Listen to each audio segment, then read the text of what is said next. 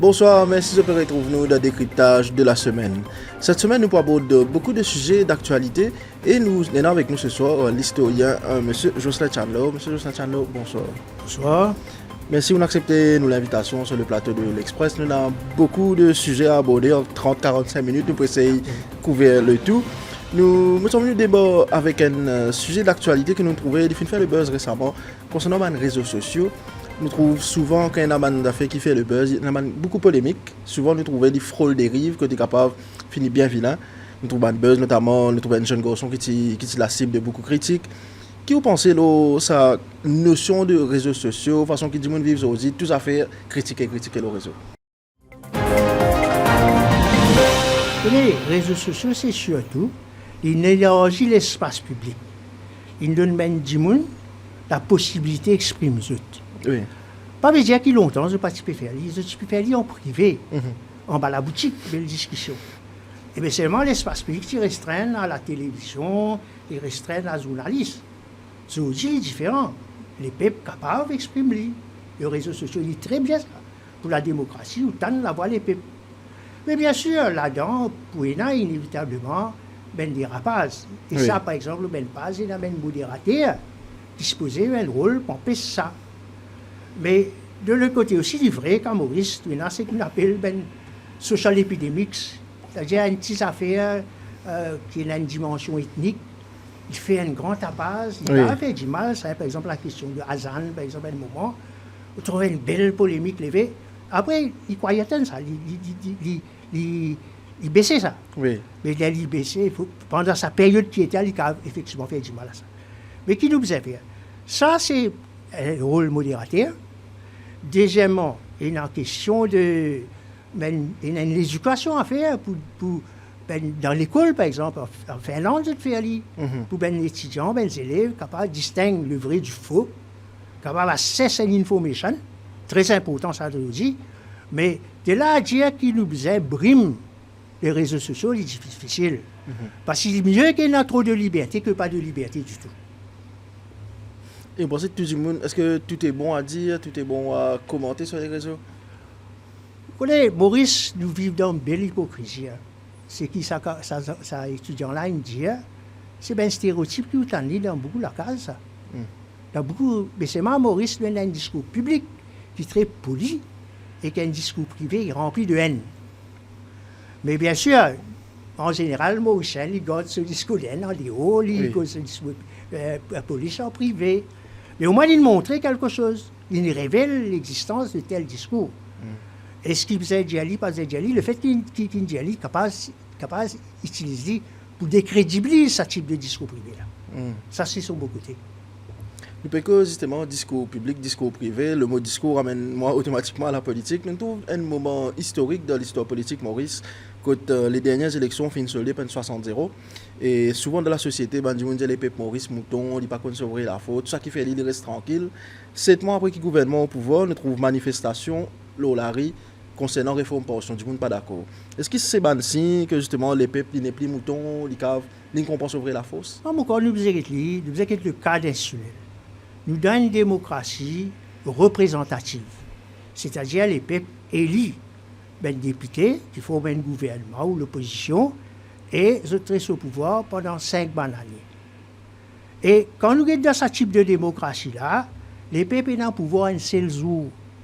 Ils ont le pouvoir le jour des élections. Après, quel pouvoir il y a? Il y a une grande concentration de pouvoir à travers le contrôle de l'appareil de l'État par les premiers ministres. Ou capable de faire autant la masse qu'ils ont envie, et pas pour bouse la décision d'un premier ministre. C'est ça qui est important qu'on dit. Mais bien sûr, il est bon exprimer, parce que ça, c'est la démocratie, on prépare le terrain pour plus tard. Mais c'est ça que la différence qui, pendant la période que il y a une grande marche, par exemple en 2020, etc., et il y a des gens qui peuvent remettre en cause ce type de système démocratique. Et c'est parce qu'il n'y a plus de, disons, une démocratie participative. Pendant tout le long de sa segment l'année-là, les peuples ont un droit à exprimer. Par exemple, en France, il y a un moment, même les zones spéciales, un référendum d'initiative citoyenne. Et n'a pas cause de recall, le right of recall. Oui. Mais tout cela veut dire là, ou capable empower.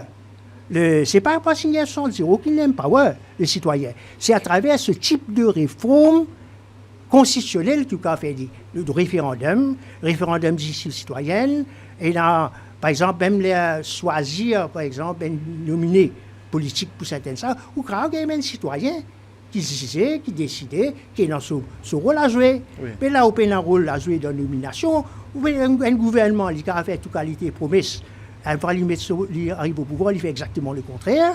Et dans les affaires qui ont envie, par exemple, d'augmenter le salaire minimum, le travailleur est bien content, mais il n'est pas capable de décider là. Après, il y a une autre affaire, c'est qui, même dans sa question comme si, où il y a pouvoir. Mais qui pouvoir où il y a? Est-ce qu'il y a vraiment un choix ou il y a une illusion d'un choix? Parce que quand nous lisons aujourd'hui, dernier sondage à Fobaromita, 80%, ben moi aussi, par quoi, c'est tout dans le même parti politique, c'est une détachement de même parti traditionnel, mais c'est le même parti traditionnel qui arrive à aller virer, c'est ça même. C'est-à-dire, dans la démocratie en tant que telle, penser où il y a un pouvoir, mais où il y a une illusion de choix, parce que finalement, bien souvent, c'est le même parti-là, le même politique, aller tourner, dire qui tourne, c'est les mêmes affaires. Donc, justement, ce discours de arrêt de dynastie, Ramgoolam Jagnat, comment tu nous peux expliquer les peuples dans le pouvoir, c'est envisageable ça, vous pensez, ça, les peuples qui sont là, est-ce que... Non, on pensait, quand nous étions avec recul, disons, nous l'histoire politique avec recul, nous dans une période assez importante de l'histoire politique de Maurice. Nous ne pouvons pas avoir 10 partis, nous avons aussi l'électorat. Mais au fil des années que nous trouvons, quand vous avez un sondage, pas qu'il y ait un sondage, vous avez un sondage de la durée. Oui. Normalement, si on prend par exemple les années 70, quand vous avez un sondage sur Fraisse, vous trouvez à peu près 30% du monde pour MMM, 30% pour travaillistes, 10% par exemple pour PMS, après un petit peu floating. C'est-à-dire le hardcore ben parti est très très gros. Et si à toi, ben du monde bascule ça, floating voter, il bascule côté un l'autre, c'est ça qui fait l'élection. À partir des années 2000-2010, nous commençons, le hardcore il diminue comme un pot de chagrin. C'est-à-dire de plus en plus, ben hardcore il bien tigine. Et le résultat, c'est qu'il y a un gros floating vote. C'est-à-dire, c'est pour ça, par exemple, l'élection 2014, nous trouvons des gros partis ensemble de PSG. Donc, c'est-à-dire, ça l'électorat, il détache les ben partis. De plus en plus, quand on regarde ben sondage qui me fait des 5-6 dernières années, il y a un mécontentement par rapport à ben parti traditionnel, à partir ben leader traditionnel. C'est-à-dire, ben du monde, par exemple, ben sondage, bien avant les élections, 2 ans avant les élections, même un sondage qui est publié dans l'Express, par exemple, montrer que les Mauriciens ont envie, un peu plus de 60%, 68% Mauriciens, sont un personnage nouveau comme Premier ministre. Parce qui raison, dans l'histoire Maurice, chaque génération amène un nouveau leader. La classe politique est changée après une génération. Mais Maurice, sa génération personnelle politique-là, ben patronyme tout au moins, pas changé. Nous faisons tout en rond. Donc, et là, après, ben politique, la culture, les pratiques politiques, c'est les mêmes. C'était les mêmes pratiques politiques, la même culture politique, les mêmes alliances, aller virer alliances. Donc, ce qui fait que ben, une parti politique ressemblait beaucoup. Ce qui fait qu'il y a eu, un moment de rejet de ça, et une inadéquation l'offre politique d'un parti traditionnel et la demande politique de renouveau, de nouveauté. C'est ça que nous dans cette situation-là. Mais malheureusement, une partie qui a émergé, ça a eu beaucoup de difficultés pour émerger. Souvent, ça un nouveau parti-là, c'est un ancien qui est recyclé en nouveau. Oui. Donc ça, c'est un problème de l'associer avec l'ancien système, de là-dedans. Après, il y a un parti qui reproduit un comportement, une pratique de l'ancien système. Il y a un problème qui fait un renouvellement d'un parti politique. Quand un Anglais développe une démocratie à Maurice, c'est une grosse question qui se posait. Une démocratie, un système parlementaire, il repose sur un healthy party system. Un système de parti qui est en bonne santé. À l'époque, il y a un espace de travail, le MSD, le Parti social, c'est très faible. Sur le même, c'est créé et le Parti social décollé parce que sans parti, ou pas un système parlementaire. Par la suite, Maurice développe ce même parti. Mais un parti là, est dérivé. Parce que dans quel sens? Un parti politique, c'est une dérivée à tel sens qu'aujourd'hui, un parti politique d'un système démocratique, c'est ni démocratique, c'est ni collectif, c'est un parti personnel aux mains d'une personne. Oui. Et normalement, dans une démocratie bien avancée, quand un leader il PLJ, qu'il fait? Il retire. Là, c'est un nouveau leader là, venu, il amène une nouveauté dans le parti-là, il rebrande le parti pour y aller de l'avant. Mais finalement, Maurice, nous avons un parti qui tombe, levé, perd direction, c'est la même. Nous avons la perpétuation de certains leaders. Mais le résultat, évidemment, Génération sans mais finalement, il y a une espèce de rejet de ça. Mais malheureusement, d'un sens, ça nouveau parti politique, sa nouvelle personnalité, à mon avis, les parcours émergés. Donc, il y a une crise là de l'offre et de la demande politique. Oui, maintenant au Centre culturel mauricien. On connaît aussi à la tête du Centre culturel mauricien. Oui, et peut-être pour les gens qui peuvent nous autres comprendre le rôle à l'époque du Centre culturel mauricien et qui finit arrivé pour que justement les plus existants au Centre culturel. Bon, le Centre culturel mauricien est créé dans contexte donné. Oui. C'est après les événements de février 1999, il y a beaucoup de monde qui peut dire, on a plusieurs centres, mais nous besoin créer un centre culturel mauricien pour aider, consolider l'unité mauricienne à travers la culture, etc.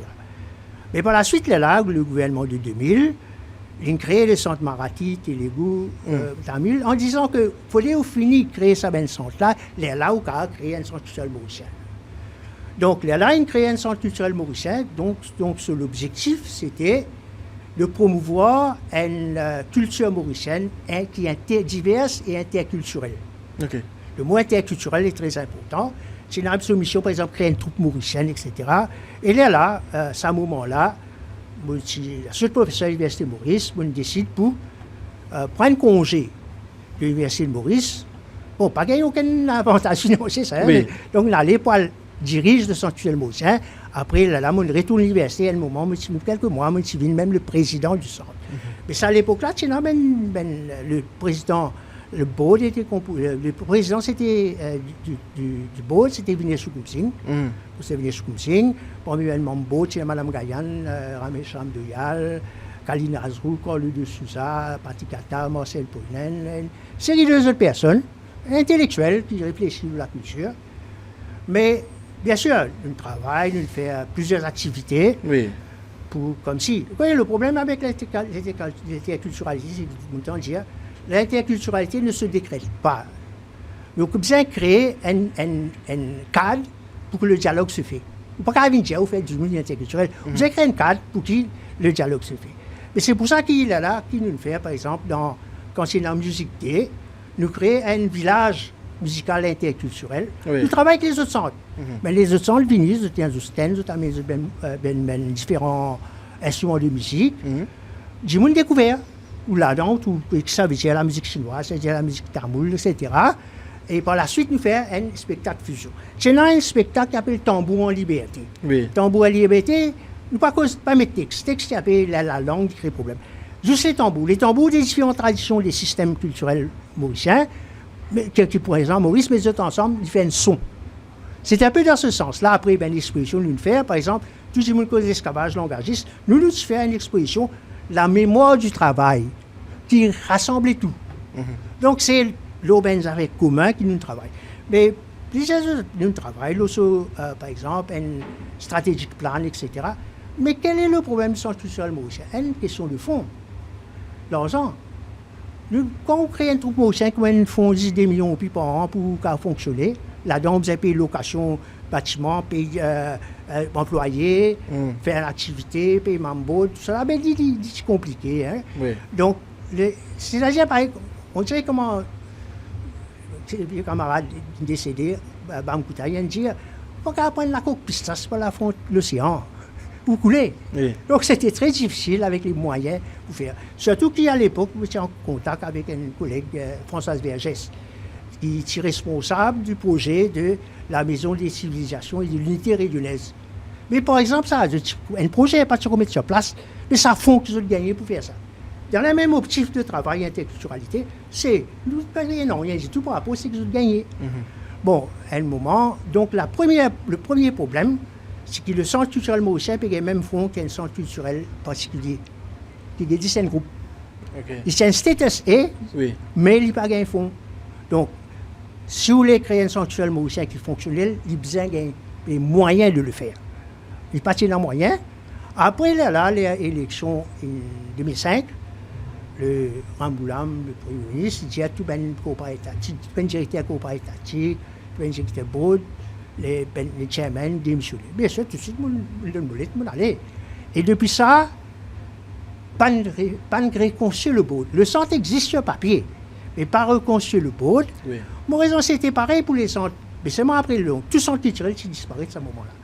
Mais par la suite, pour les raisons politiques, il fait revivre le centre culturel Tambour, le centre culturel Marathi, le centre culturel Télégou. Oui. Mais le centre culturel mauricien, oubliez-le. À un moment, Vincent Banoiris, ministre de l'Éducation, contactez-nous, Oui. nous, donnez un coup de main pour rélancer. Mais il n'est pas là de l'avant, par la suite, il oublié.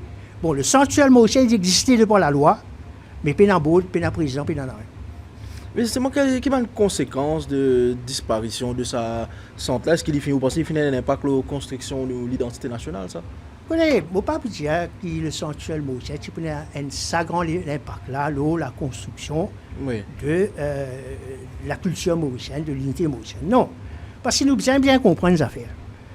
C'est-à-dire que les rencontres interculturelles entre les différents... Les Mauriciens sont de différents pays, différents systèmes culturels. Je n'ai amené de gré ou de force comme l'esclavage, ou de l'indigent labor, ben colon qui vient. Je n'ai amené avec un système culturel dans un contexte insulaire que je ne besoin adapter. Dans cette adaptation, je fais un métissage culturel. Oui. Pour s'adapter dans sa contexte insulaire nouveau, finalement un processus de borrowing, de tout à chacun. Là, on crée une langue élevée, la cuisine élevée, une culture mauricienne élevée. Et ça, il pas date d'aujourd'hui, il date du début de la colonisation. C'est-à-dire, il y a une créole, c'est qui, ceux d'Anson, pour appeler ça la créolisation culturelle. Il a dès le départ. Il trouve dans la langue, la cuisine, la technique de pêche, par exemple, technique la Seine, c'est technique aussi Madagascar, ça. Oui. Dans la cuisine, le voem, c'est un nom malgache, ça.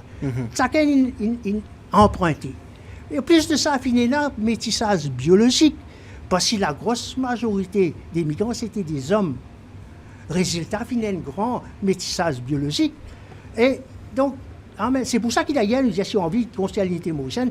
Faire donner du monde la chance de faire ben DNA test. Oui. Là, je comprends qu'ils ont tout mélangé. Bon, rappelle-moi, comme le centre culturel mauricien, tu peux dire nous, à faire un aide. En cours de MGI, aide créer un genealogy bank, un projet généalogique pour ben descendants d'esclaves. Pour dire, mais c'est pas possible, nous divisons la généalogie mauricienne en différentes qualités. Une banque de données, parce que nous tous mauriciens. C'est une seule banque de données, Oui. elle a côtoyé d'ailleurs. Ou dire à quelqu'un qui dit descendants d'esclaves à faire ce généalogie, finalement, il va à l'intérieur de MGI. Et ça, nous connaissons parce qu'il est responsable le projet d'histoire orale des descendants d'esclaves pour le Truth and Justice Commission. Donc, il dirige ce projet-là. Et là, nous faisons l'enquête. 95% des respondants, partout à travers Maurice, finalement, les ancêtres, les grands-parents, finalement, les grands-parents qui sont chilènes. Qui montraient effectivement, vous avez 95% des respondants, à travers Maurice, dans mes cités ouvrières, partout, qui montraient le degré de métissage qui est là. Il est facile de dire à travers un patronyme d'ailleurs. Donc, mais seulement, il y a une réalité de la créolisation. La créolisation, mais il y a un métissage biologique et culturel. Mais il y a un discours qui est différent. C'est là que nous retrouvons à la thèse de Patrick Eisenlow, qui est un travail qui s'appelle ça Little India, Diaspora, Time and Space, une linguistique dans Maurice, qui dit il y a une réalité de créolisation mélange, de métissage culturel. Après, on a un discours de diaspora. Nous avons ben Imagine Homelands. Oui. Nous imaginons ben Homelands. Là, nous créons un discours Imagine Homelands. Mais souvent, même politiciens, je travaille là, ce discours de Imagine Homelands là. Au lieu nous get la réalité concrète, qui est un processus de métissage qui continue. Hein. Quand nous trouvons Benzen, aujourd'hui, et là, c'est un métissage culturel, biologique. Dans ces motions, il peut créer. Il y a un discours là-haut, que ce discours-là, il favorise un entrepreneur politique. Il dit, moi, mon propriété tel groupe, moi, mon propriété tel groupe, d'aller aller faire le lobby pour gagner une clientéliste dans l'État. Donc, ça, mon corps, c'est un discours et une réalité pas pareil. Et ça, ben, grand chercheur, au le Patrick Azendo, qui a recommandé une thèse sur par nul autre que Arjuna Padurai, une très grande autorité en anthropologie. Et moi, il dit ça, il est fasciné par ce travail-là. Effectivement, on a une réalité et un discours qui est totalement différent. Et ce discours-là, finalement, il fait le jeu de tout le politicien. Au final, tout politicien vient dire, nous poussons ça, nous. Mais c'est le discours, c'est encore cause de la raison. Parce que le système est créé dans un contexte assez particulier. Probablement en anglais, hein? Oui. C'est-à-dire qu'il y a une différence ethnique, la manière la décolonisation il fait, la démocratie il fait, il exacerbe une division ethnique un peu, hein? Il y a une vérité. Mais là, policier Moshem qui dit ça, parce que l'anglais particulier dit tout mettre la notion de communauté dans nos constitutions. Ils ont résisté, hein? Tout le temps ils ont résisté. C'est Ben Moshem qui dit ça. D'ailleurs, Banuel, le drapeau Banuel, c'était pas ça qu'il utilisait. Il utilisait qui, on dirait, un correctif variable qui, si une partie pas gagné 75% de vote, il dit pas grave sans une entrance clause. La cause ça, il crée une variable de constitution, il crée une variable correctif. Oui. Mais finalement, les résettes ça rapport-là, ils créent le best user system. Les là, à travers une cédule de la Constitution qui nationalise les communautés. Il n'est pas parti dans la Constitution comme un anglais, il dit va au départ. C'est sous pression même mauricien. Il vient important comme ça. Mais c'est vrai qu'il nous crée une démocratie consociative, dans le sens une démocratie qui sait mettre tout le monde en board. Oui. Chaque communauté est représentée en board. Mais là, qui arrive, quand on dit à chaque groupe est représenté en board, c'est un représentant ce groupe-là. Vous ne pouvez pas mettre tout le monde, c'est un représentant. Mais là, vous faites une position de représentant ce groupe-là. Là, il y a une représentation symbolique de tel groupe. Mais là, comment on entraîne le communalisme dans le système? C'est à travers la représentation symbolique. Par exemple, vous dites comme ça, regardez ça. Nous avons différents postes dans l'État. Oui. Mais il y a tel groupe là. Mais nous créons sa poste vice-président là. Là, nous avons tel groupe. Si il y a un membre dans sa communauté, il est vice-président, c'est comme si tous les autres communautés de ce comité sont contents. C'est une foutaise. Seulement, c'est la manière de nous opérer. Et nous cause aussi la notion de nation building. Qui fait ça, mais intégrer vraiment dans nos politiques éducatives mauriciennes.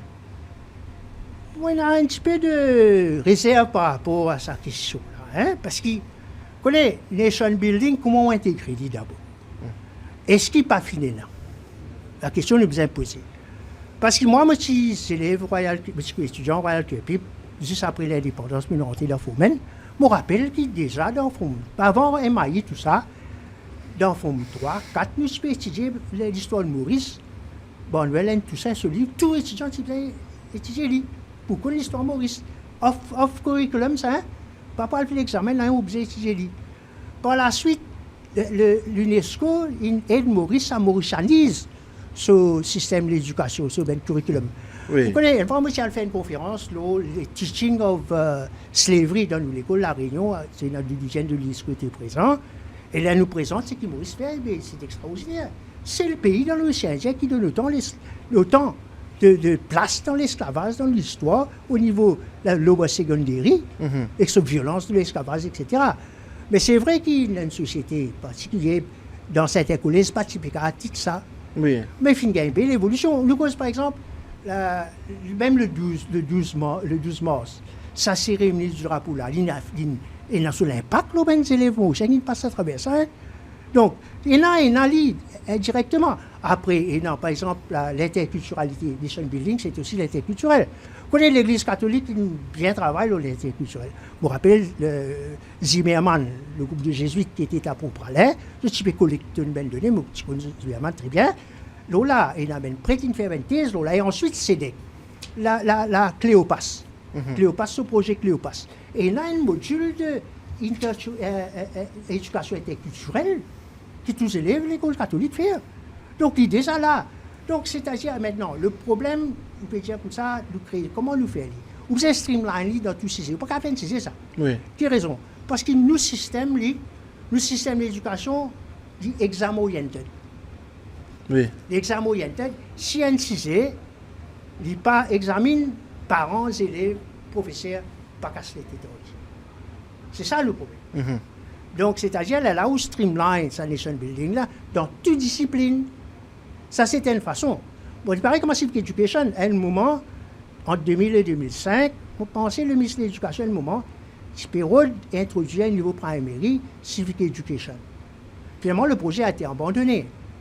Le projet a été abandonné parce qu'effectivement, c'est un problème-là. Il faut un examen qui peut arriver. Le papa pas intéressé, comment dire? Papa n'a intérêt. Oui. Parce que nos systèmes focalisent l'examen. Alors, nous, M. Jocelyn Tchano, comment vous réagissez aux bancs intellectuels qui, justement, peut essayer de délégitimiser le mouvement citoyen qui c'est dans le 29 août 2020? Bon, nous avons ça, là, nous venons de la question en direct. Bon, le problème, c'est quoi le mouvement citoyen de 2020? Il y a assez en bourse, hein?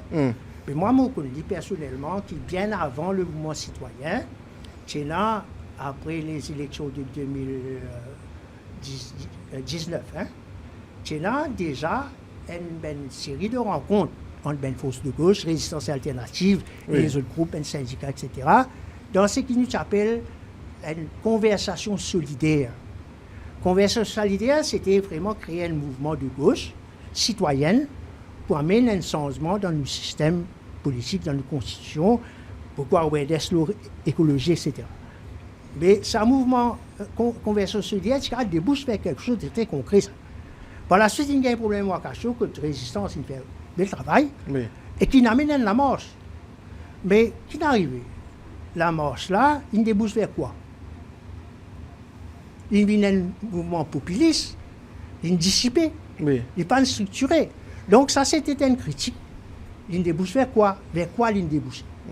C'est-à-dire un gros mouvement de gauche, conversation solidaire qui commençait, et il a dit, il a mis une direction populiste, et il dissipé. Un autre aspect, c'est qu'il y a des gens qui, enfin, bien l'ancien régime, je ne vais pas compter l'autre chatois, mais c'est un peu un ancien régime qui s'est décrédibilisé en disant, par exemple, mais qui était présent? Est-ce qu'il y a une majorité rurale là-dedans? Ou non? Donc ça, il est dans sa dimension-là. Hein? Mais l'autre aspect, un peu plus sérieux aussi, dans le sens où on retrouve ce qu'il m'a dit, c'est qu'il y a un système politique que tout pouvoir dans la main du Premier ministre, qui dirige, qui contrôle l'appareil d'État. Comment un mouvement citoyen, 150 000 personnes, est capable de manifester, et le gouvernement a ignoré tout court. Trop de comment dire pour c'est ça. C'est ça, la marche. Est-ce qu'il est possible? Là, nous trouvons en France, par exemple, c'est arrivé, c'est qu'il y a un mouvement élevé que le 10 septembre paralyse la France. Oui. Et le 10 septembre, un autoconfinement. Tout le monde reste dans la case, paralyse la France. Ça, c'est une autre manière d'agir. Quand on paralyse un pays, il y a l'impact. Quand on marche dans la rue, sous l'impact, très bien, des foulards, capable, mais sous l'impact direct, Maurice Oubzet passe à travers le Parlement. Vous êtes à travers la structure de l'État. Il y a l'impact indirect, mais il n'y a pas l'impact direct. Parce que la structure de l'État fait de sorte qu'il y a une démocratie représentative où donne pouvoir à 70 personnes là, 70 personnes là, pour 5 ans.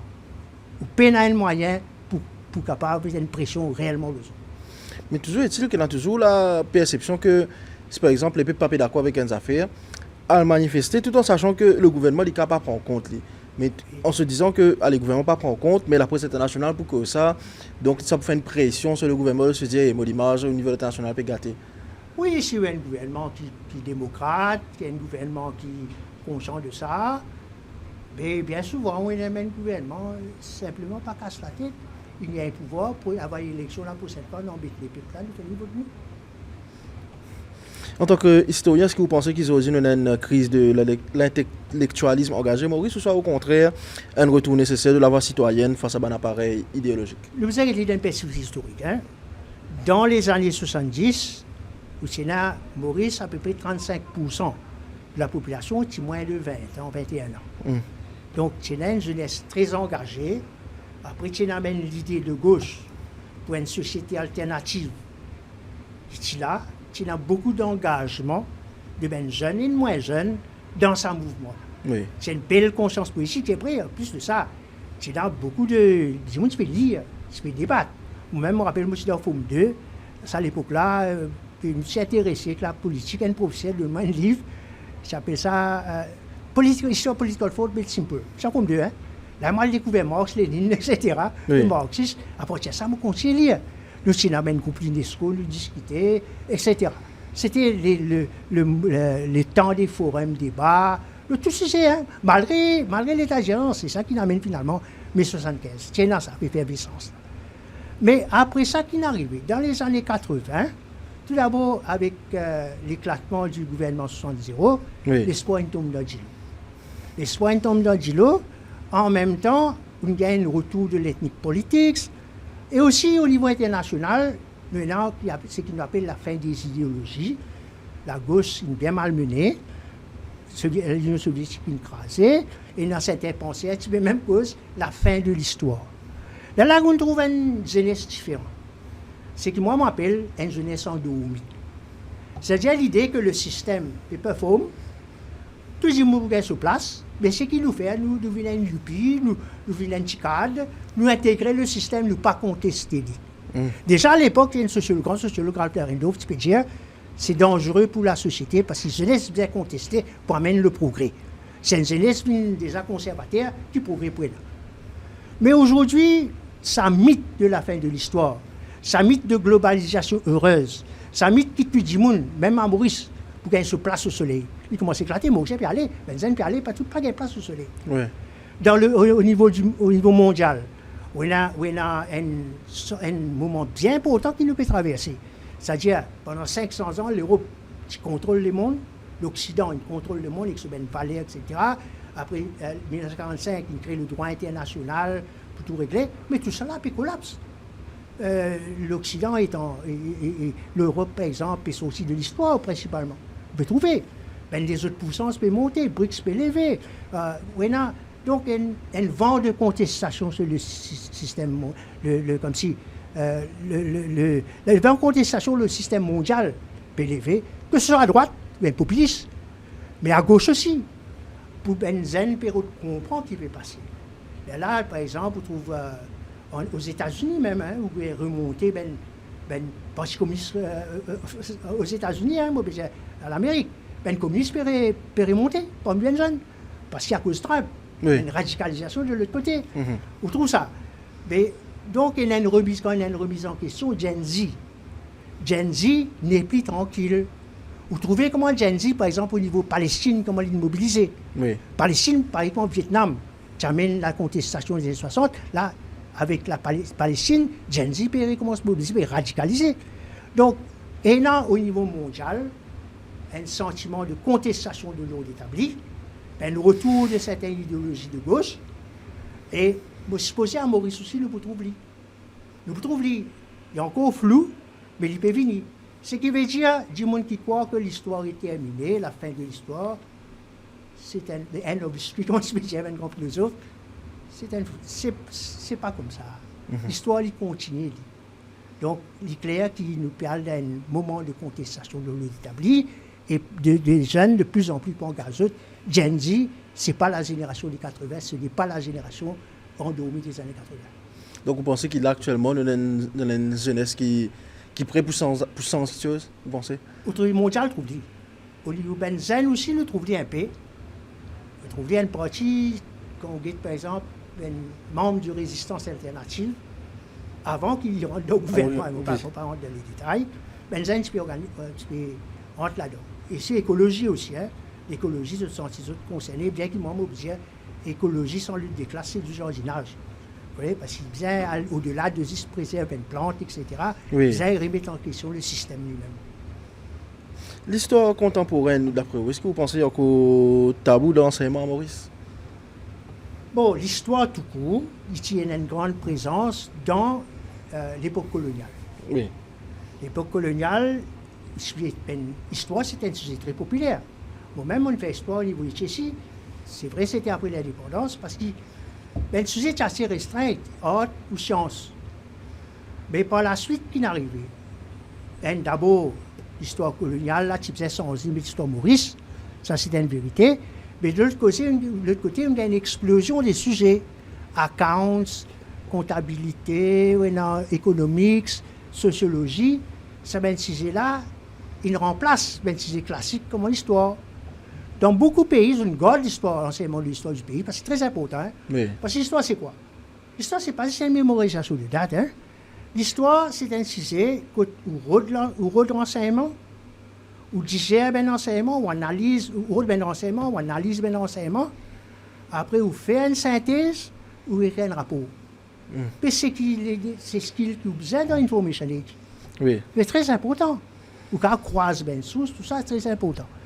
Bon, ben seulement, un autre problème d'histoire, c'est vrai, l'histoire disparaît, c'est que quand on fait étudier l'histoire dans le système Cambridge, le système dit tel, vous avez créé un essai, history, vous avez créé une narration. Mais une narration, dans quelle langue vous écrivez? En anglais. En anglais. Quand les élèves pas réussi à un crédit en anglais, il y a une difficulté. Il faut écrire la littérature anglaise peut disparaître, tout ce qu'il peut écrire peut disparaître. Mais les élèves sauvent ça, c'est là. Parce qu'il n'est pas capable d'écrire. Donc, ça, c'est un gros problème. Et le résultat de ça, quand on ne peut pas faire histoire, plus on ne peut pas écrire encore. Ça, c'est très important. L'autant que tu fais Bible Knowledge, tu peux faire History, English Literature, tu fais un très bon l'écriture à la suite. C'était des sujets que tu faisais créer ici. Mais aujourd'hui, ce n'est plus le cas. J'ai envoyé SMS, etc. Et puis, j'ai les élèves pas les lire. L'histoire, bien lire. Donc, vous pensez que c'est un facteur qui fait que l'histoire disparaît. Pas participer dans le professeur, parce que même au niveau de l'Université Maurice, nous formons des centaines de gradués en histoire au fil des années. Mais dans les autres filières, et dans la gestion patrimoine. Mais c'est plutôt le fait que le système d'éducation, la manière que nous tirons l'écriture, la lecture, l'écriture dans le système, nous pas encourager, fait que l'histoire a des difficultés. Qui vous pensez justement des avancées du comité Benoît qui fait définir et le poids de la bureaucratie? Est-ce qu'il suffit pour expliquer sa frilosité là? Moi, dans un moment, quand le ministre de l'Éducation, Marie, tu appelles nous pour dire comment le cas remettre l'histoire dans l'école. Mais ça, c'est déjà fait avant. Je me rappelle quand James Bertie David était devenu ministre de l'Éducation, il s'appelle moi avec Bousselim Djoumir. Nous avons écrit un rapport pour remettre l'histoire dans le collège. Effectivement, c'est un problème bureaucratique. Hein, parce qu'avant, on voulait insister dans ce pilot projet que vous avez fait. Quand on fait un changement éducatif, il prend sur le temps. Pas qu'à prendre les enfants quand vous baillez. Vous avez un pilot projet, vous avez testé, vous avez créé un manuel, vous avez fait un professeur. Mais ça, il dépasse 5 ans. Hein. C'est ça le problème. Mais le ministre, il paye 5 ans. Donc, ce qui fait que souvent, il n'est pas intéressé parce qu'il ne se retrouve pas abouti. Donc, ça, c'est un gros problème. Mais de l'autre côté, c'est qu'il y a une résistance bureaucratique, oui, parce qu'il y a certains critères, ça dérange le système. Il y a un timetable, il y a un temps cisé, comment on va le ciser là-dedans. Puis, il vaut mieux continuer routine là. Il y a ça, l'impact là. Mais seulement, quand même, il y a quelque chose qui ne fait quand même. Hein. Je me rappelle, moi, quand je suis dans le comité là, l'histoire Maurice au niveau de la Seigneurie, il dit simplement l'esclavage langagiste. Là, je me pose la question, comment les élèves mauriciens, les fiers de ce pays, s'il y a 10 l'esclavage langagiste qui est décisé colonial? Est-ce qu'il n'y a pas besoin de ce qui est Maurice natif dans le XXe siècle? C'est-à-dire la démocratie, en même temps, il comprend le système démocratique, il y a ce développement économique, après ce développement social, et surtout, ça y est important ça, qui nous le réussit faire, qui beaucoup ne payent pas de faire. Nous créons un welfare state. Maurice, c'est une des rares social démocraties, developmental social democratic state, dans l'hémisphère sud, malgré qu'il a senti d'y aller pour faire, à tel point qu'il y a un prix Nobel, Joseph Stiglitz, en 2011, il dit l'Amérique vous a copié nous. L'Amérique vous a copié ce qu'il nous fait. Et ça, pas n'importe qui, Joseph Stiglitz qui dit ça. Donc, tout ça là, nous sommes mettre. Et l'idée, une grande partie, dans le Social Modern Studies programme de ce manuel, en forme 3. En forme 3, il est là-dedans. En plus, il y a un problème Tromblin, problème Sargos, tout dans ce livre-là. Donc, c'était avancé, il faut le faire.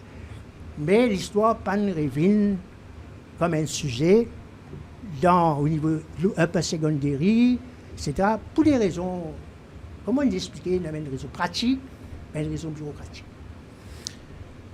Il y a une raison politique qui me pose la question directement. On a toujours comme un certain groupe de monde qui est encore DLI, amène sa qualité de réflexion là, qui quelque part ça arrange quelques politiciens, ça arrange quelques gouvernements, qui ne peuvent pas connaître ces histoires pour capable continuer manipuler ou couillonner.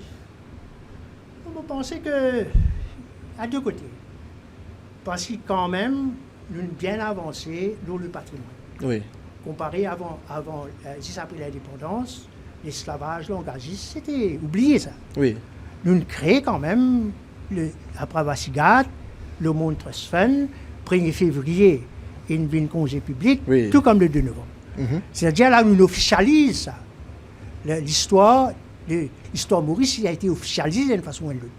Même une amenée au niveau international, Heritage Site. Mais en même temps, c'est vrai que l'histoire est capable d'inciser dangereux, tout comme les social sciences. Oui. À un moment, Dr Ramboulam, César Ramboulam, il a introduit l'histoire de Maurice dans l'école parce qu'il se dire ça pour créer beaucoup de divisions. Les pays Hill, avant, les là, nous avons mis. C'est vrai. Mais mon pensée, c'est plus que ça. Mon pensée qu'il y a une volonté. Moi, c'est qu'ils m'ont trouvé. Un ministre qui m'ont côtoyé, que ce soit au niveau de James Petit David, que ce soit au niveau de même Steve Obigadou, que ce soit au niveau de Vincent Baranoiri, ils avaient la volonté de le faire. Oui. Mais il y a une réalité bureaucratique, mais une réalité de l'élève lui-même. L'élève, comment mettre Djali s'il n'est pas capable d'écrire anglais?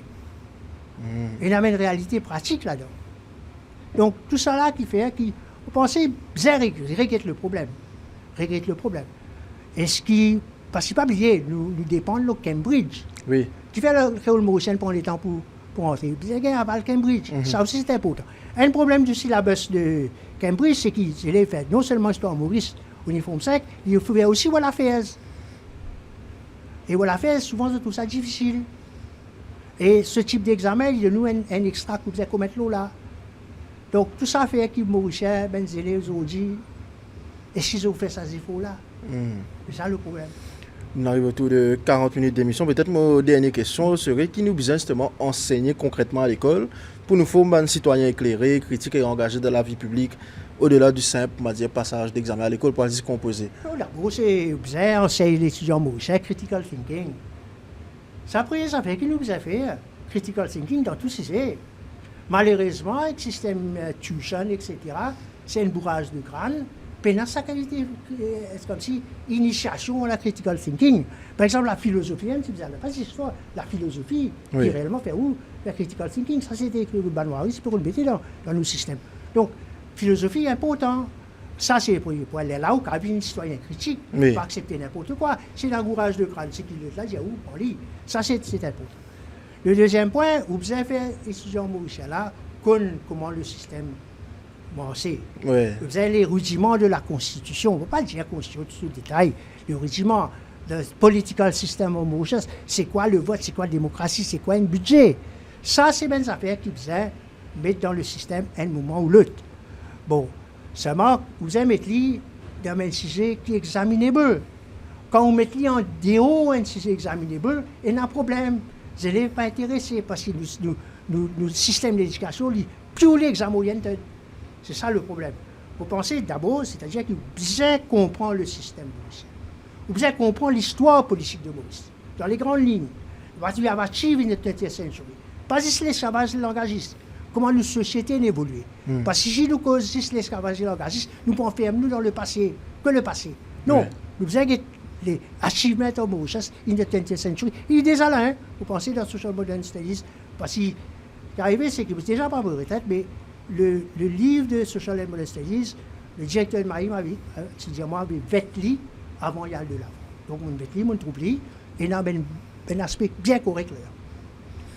Bon, vous demandez une dernière affaire pour nous clore l'émission, ou un historien, ou beaucoup d'histoires, ou aussi l'évolution de la société, on trouve comment il était. La société actuelle, quand vous payez d'un point de vue de historien, nous avons des vidéos, enfants paient la guerre, nous avons des anciens qui dire, l'avenir n'est pas bon. Ou que vous pensez ça, l'évolution de la société et la jeunesse qui peut venir? Est-ce que nous avons une bonne direction ou pas? On peut dire que le principe qu'à travers le monde est dans ce problème-là. C'est qu'il y a une jeunesse sans repère. Mais si nous regardons d'un point de vue historique, le cas dire que quand il y a une modernisation rapide, une ancienne vallée a tendance à disparaître.